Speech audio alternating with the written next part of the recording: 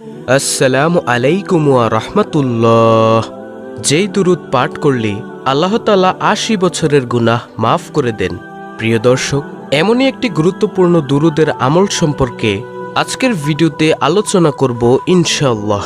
প্রিয় দর্শক, আমি বিশ্বাস করি যে ব্যক্তি আমলকে ভালোবাসে, যে ব্যক্তি দুরূদ শরীফকে ভালোবাসে এবং কবরের জিন্দেগিকে ভয় করে, সে আজকের ভিডিওটি সম্পূর্ণ দেখবে এবং এইখান থেকে সেই দুরূদটি শিখে পরবর্তীতে সেও এই আমলটি করে তার ৮০ বছরের গুনাহ ক্ষমা করিয়ে নিবে। প্রিয় দর্শক, এমনই একটি গুরুত্বপূর্ণ ভিডিওতে আপনি প্রবেশ করেছেন। যুগে যুগে যদি আল্লাহ তাআলা বহু পাপীকে ক্ষমা করে দিতে পারেন, তাহলে আপনি আমি কেন ক্ষমা পাবো না? কারণ আমরা তো ওই লোকদের চেয়েও বেশি উত্তম উম্মত। আমরা তো মুহাম্মদ সাল্লাল্লাহু আলাইহি ওয়াসাল্লামের উম্মত। প্রিয় দর্শক, একটি ক্ষমার ঘটনা আপনাদেরকে শোনাই, তারপর বলবো সেই দুরূদের আমল সম্পর্কে। হযরত আবু সাঈদ খুদরি রাদিয়াল্লাহু তাআলা আনহু বলেন, বনী ইসরায়েল জাতির মধ্যে একজন মারাত্মক গুনাহগার ছিলেন এবং সেই লোক ১০০ জন মানুষকে হত্যা করেও তারপরেও সে আল্লাহ তাআলার দরবার থেকে ক্ষমা পেয়েছিল। তো চলুন জেনে আসি প্রিয় দর্শক, কিভাবে সে ক্ষমা পেয়েছিল। বনী ইসরায়েল জাতির মধ্যে ৯৯ জন মানুষ খুন করে একজন মানুষ অনুতপ্ত হলো যে, হায়রে, এই যে মানুষ খুনের গুনাহ আমি করলাম, এই গুনাহ নিয়ে যদি আমি কবরের মধ্যে যাই তাহলে আমার কি উপায় হবে? তখন সে অনুতপ্ত হয়ে একজন খাঁটি আল্লাহর বান্দার খোঁজ করতে লাগলো, মানে তার কাছে গিয়ে সে তওবা করবে, এজন্য সে খোঁজ করতে লাগলো। সকল মানুষ মিলে তাকে একজন খ্রিস্টান পাদ্রী দেখিয়ে দিল। সে ব্যক্তি ওই খ্রিস্টান পাদ্রীর নিকটে গিয়ে বলল, আমি ইতিপূর্বে ৯৯ জন মানুষকে হত্যা করেছি, এখন কি আমার কোনো তওবা করার সুযোগ আছে? আমি কি ক্ষমা পাবো? তখন সেই খ্রিস্টান পাদ্রী বলল, না, তোমাকে আল্লাহ তাআলা ক্ষমা করবেন না। তখন সেই লোক বলল, যদি আমাকে ক্ষমা না করা হয় তাহলে আপনাকে রেখেও কোনো লাভ নেই, আমি এখন আপনাকেও হত্যা করে ফেলব। তখন সে ওই খ্রিস্টান পাদ্রীকে হত্যা করে ১০০ জন পূর্ণ করল। এবার সে অনুতপ্ত হয়ে একজন নেককার বান্দার খোঁজ করতে লাগলো। তারপর সে ব্যক্তি একজন মানুষের কাছে গিয়ে বলল, এই জামানায় কি কোনো ভালো মানুষ নেই যে আমি তার কাছে গিয়ে তওবা করব? তখন ওই লোক একজন ভালো মানুষের খোঁজ দিল। সেই ভালো মানুষের কাছে গিয়ে সে বলল, ইতিপূর্বে আমি ১০০ জন মানুষকে হত্যা করেছি, এখন আপনি বলুন তো আল্লাহ তাআলা কি আমাকে ক্ষমা করবেন কিনা? সেই লোক বলল, হে আল্লাহর বান্দা, আল্লাহ তাআলা তো বলেছেন যে যদি কেউ আল্লাহ তাআলার কাছে গুনাহের জন্য ক্ষমা চায়, আল্লাহ তাআলা তাকে সাথে সাথে ক্ষমা করে দেন। হ্যাঁ, তুমি যাও, তোমাকে আল্লাহ ক্ষমা করবে।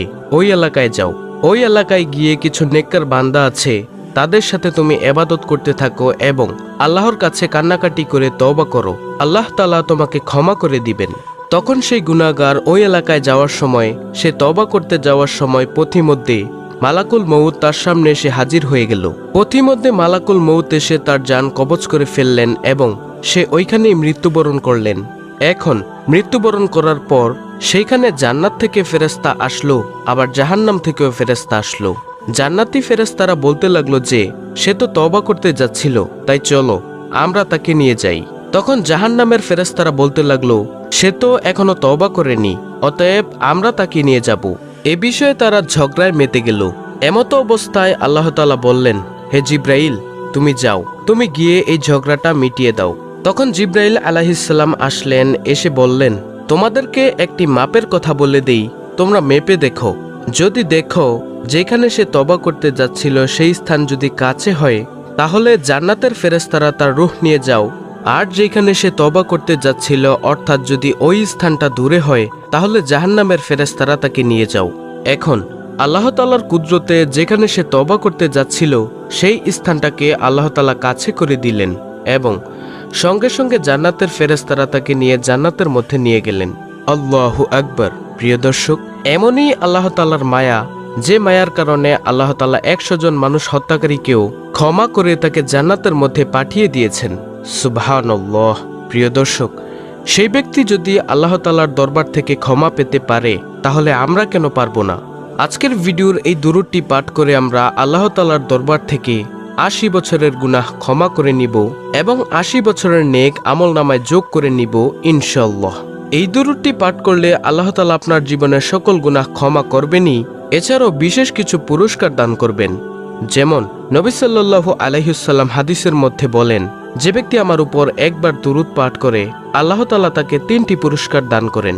প্রথম নম্বর পুরস্কার হলো তার আমলনামায় 10টি নেক যোগ করে দেন। দ্বিতীয় নম্বর পুরস্কার তার আমলনামা থেকে 10টি গুনাহ ক্ষমা করে দেন। তৃতীয় নম্বর পুরস্কার হলো আল্লাহ তাআলার আদালতে তার মর্যাদা 10 গুণ বৃদ্ধি হয়। সুবহানাল্লাহ। প্রিয় দর্শক, নবীজির উপর যে ব্যক্তি বেশি বেশি দুরূদ পাঠ করবে, নবী সাল্লাল্লাহু আলাইহি ওয়াসাল্লাম হাসরের মাঠে তাকে একেবারে নিকটে রাখবেন এবং তাকে শাফাআত করবেন ও তাকে হাউজে কাউসারের পানি ডান হাতে পান করাবেন। সুবহানাল্লাহ। প্রিয় দর্শক, এমন হাউজে কাউসারের পানি পান করাবেন যেই হাউজে কাউসারের পানি পান করলে সারা জীবনের তৃষ্ণা মিটে যাবে। প্রিয় দর্শক, এবং এছাড়াও আপনি তো নবীজিকে দেখতে পারবেনই, কত সুন্দর ছিলেন আমাদের প্রিয় নবী সাল্লাল্লাহু আলাইহি ওয়াসাল্লাম, সেই নবীকে অবশ্যই দেখতে পারবেন। তো চলুন প্রিয় দর্শক, আমরা জেনে নেই কোন সেই ছোট্ট একটি দুরূদ, যেই দুরূদ পাঠ করলে 80 বছরের গুনাহ মাফ এবং 80 বছরের সওয়াব লেখা হয়। তো চলুন জেনে নেই।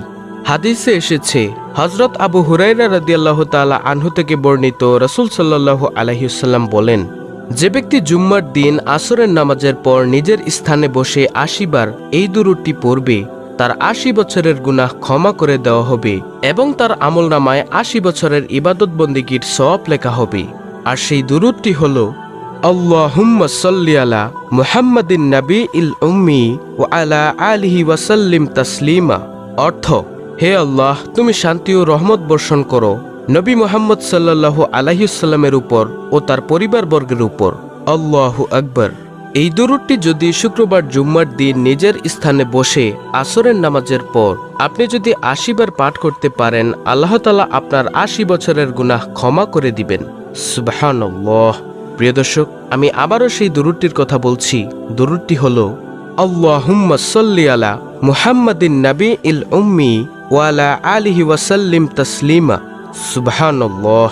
তাই প্রিয় দর্শক, যদি নবীজিকে অন্তর থেকে মহব্বত করতে পারেন অথবা যদি নবীজিকে ভালোবেসে থাকেন, তাহলে এই ছোট্ট দুরূদটি পাঠ করে আপনার 80 বছরের গুনাহকে ক্ষমা করিয়ে নিন ও 80 বছরের নেক আপনার আমলনামায় যোগ করে নিন। কারণ এই দুনিয়াটাই হলো নেকের জায়গা। পরকালে কিন্তু কোনো গুনাহ করা যাবে না, নেকও করা যাবে না। বরঞ্চ যদি গুনাহের কাজ করে যান, জাহান্নামের আগুনে জ্বলতে হবে। আর যদি নেক করে যান, তাহলে আল্লাহ তাআলার জান্নাত আপনার জন্য রেডি। কেমন জান্নাত? আল্লাহ বলেন, তোমরা সেখানে যা চাইবে তাই পাবে। সেখানে যেটাই মনে চাইবে সেটাই যদি আপনি একবার শুধুমাত্র চান, সাথে সাথে ফেরেশতারা আপনার সামনে হাজির করে দিবে। তাই প্রিয় দর্শক, আমরা যদি জান্নাতে যেতে চাই, সব সময় নবী সাল্লাল্লাহু আলাইহি ওয়াসাল্লামের উপর দুরূদ পাঠ করব এবং বেশি বেশি নবীজি যে আমল করেছেন সে আমলগুলো করব এবং ঈমান ঠিক রাখব ইনশাআল্লাহ। আল্লাহ রাব্বুল আলামিন আমাদের সকলকে উক্ত আমলটি করার তৌফিক দান করুন। আমিন।